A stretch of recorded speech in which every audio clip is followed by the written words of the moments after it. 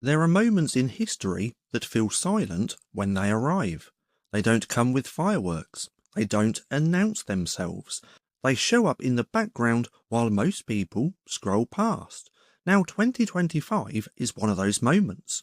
Not early, not late, but right on the edge of what most people won't realise that they've missed until it's gone. Now Bitcoin isn't a trend. It isn't an investment. It isn't a gamble. It's a door.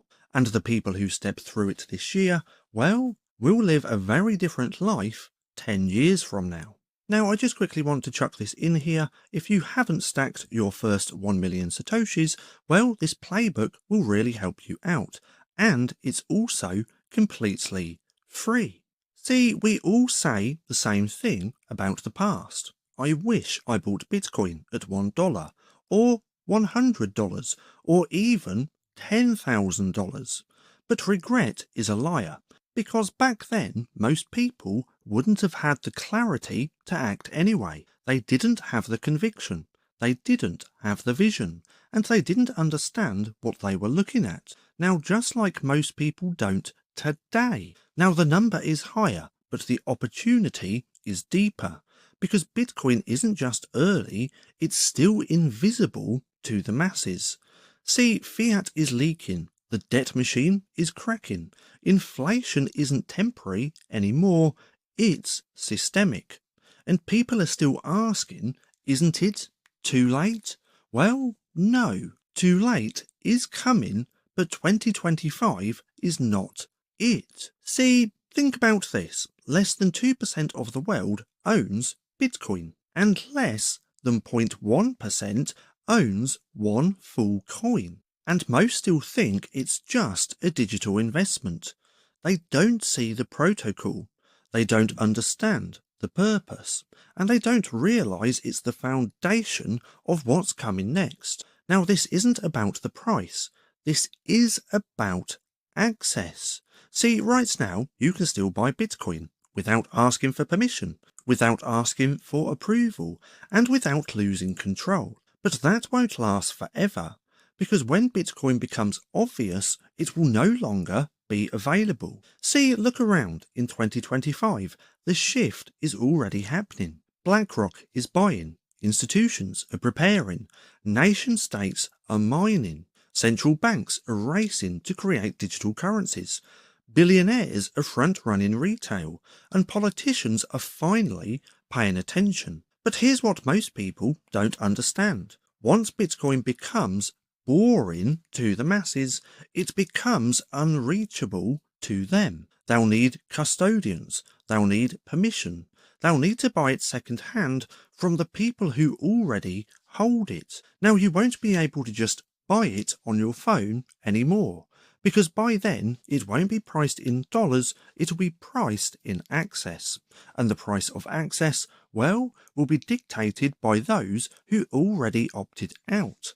Now, this is why 2025 still matters, because this is the last window where it's still personal, where you can choose it quietly, without headlines, without gatekeepers.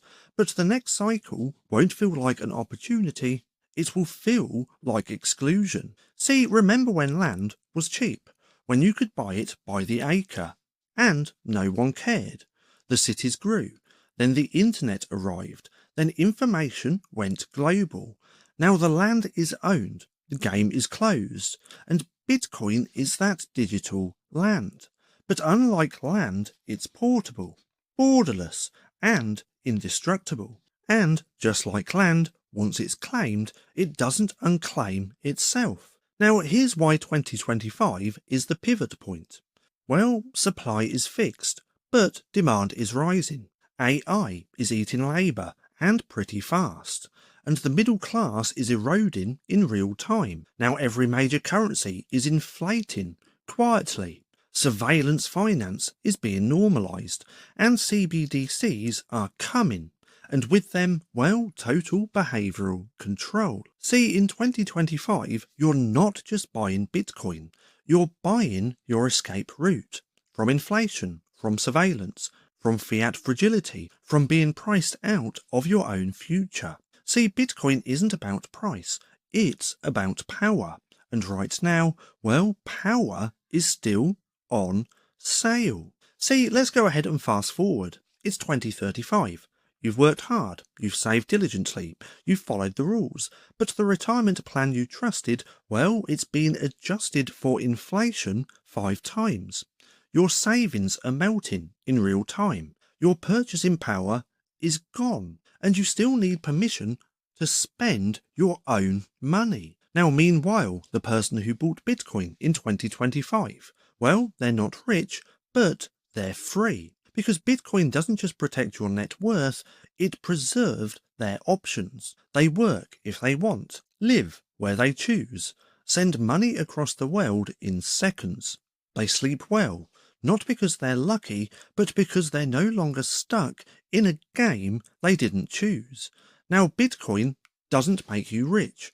It makes you unbreakable because it's not built on debt. It's built on discipline. It doesn't ask for trust. It gives you truth.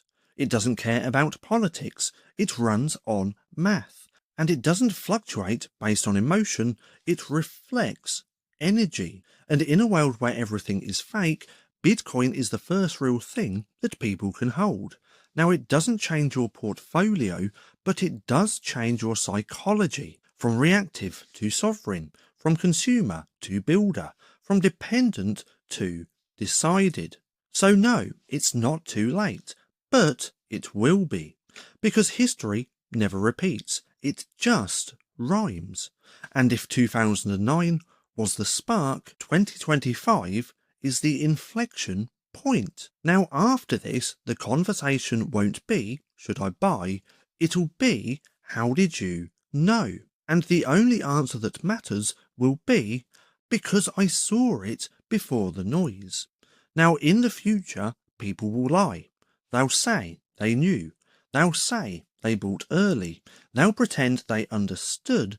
But you, well, you won't have to lie, because you saw the signal. You didn't ask for permission. You didn't outsource your future. You made a sovereign decision and you bought Bitcoin in 2025. Now, that one move, well, that one move changed everything. Now, one last time, I'm just going to quickly chuck this in here again. This is my playbook and it is completely free. It is also actually part of a series, and if you scroll down the page, you'll find the link for that just there as well. Now, if you've made it this far, and if you're not too sure what to watch next, well, I have this playlist for you just here, which you can go ahead and binge watch if you enjoy watching my content, or if you want a shorter little video of mine, well, you can watch this one just here, which is recommended to you by YouTube.